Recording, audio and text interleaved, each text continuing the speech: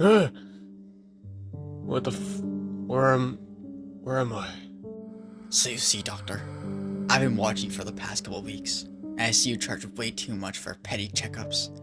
So if you take one look around, you'll see that you're tied up to an electric fence, and if you cannot get out in time, it will electrocute you for 1,000 volts of electricity, killing you instantly.